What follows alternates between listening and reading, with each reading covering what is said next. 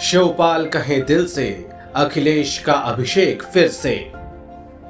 ये नारा आशु ने ही सन 2016 दिसंबर में दिया था और अखबारों में इसका विज्ञापन के साथ ही बड़ी बड़ी होर्डिंग्स भी लगाई थी।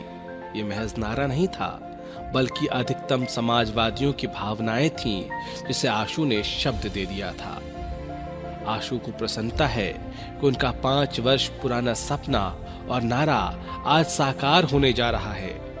परिस्थितिवश वैचारिक मतभेद में आशु आ तो गए थे श्री शिवपाल जी के साथ, और पूरी ईमानदारी, निष्ठा और परिश्रम से उनके और पार्टी के हित में निर्देशानुसार 100% कार्य करते हुए भी यथाशक्ति सब कुछ पूर्ववत कराने हेतु प्रेरित और प्रयासरत रहे।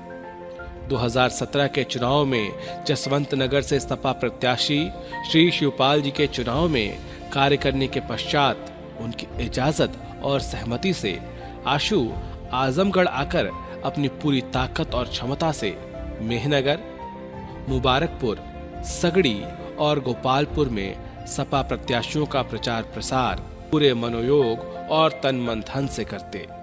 श्री अखिलेश जी के साथ में मेहनगर की सभा में मंच पर रहे और उस दौरान चुनाव में आए श्री नरेश उत्तम जी और श्री धर्मेंद्र यादव जी के साथ ही अन्य सभी नेताओं के साथ मंच और प्रचार प्रसार में सक्रिय रूप से शामिल हुए।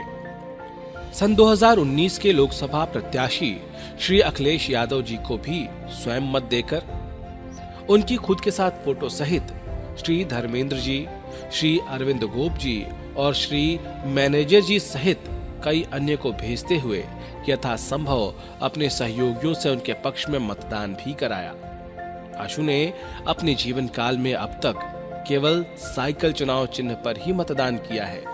16 दिसंबर 2021 को परिवार और पार्टी के साथ आने के बाद आशु ने आक्रामक रूप से तुरंत ही बैनर, पोस्टर, होर्डिंग, कैलेंडर के साथ ही विभिन्न समाचार माध्यमों पर आजमगढ़ और लखनऊ में प्रचार प्रसार शुरू कर दिया।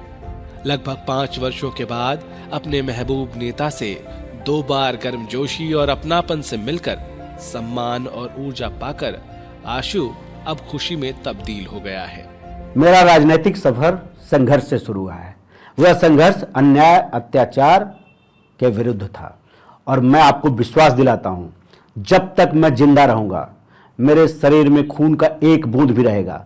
समाज में जहां कहीं भी अन्याय होगा, अत्याचार होगा, गलत कार्य रहेगा, अपने जीते जी अन्याय अत्याचार का विरोध करूंगा, मर मिट जाऊंगा, लेकिन गलत कार्य कतई किसी कीमत पे बर्दाश्त नहीं करूंगा।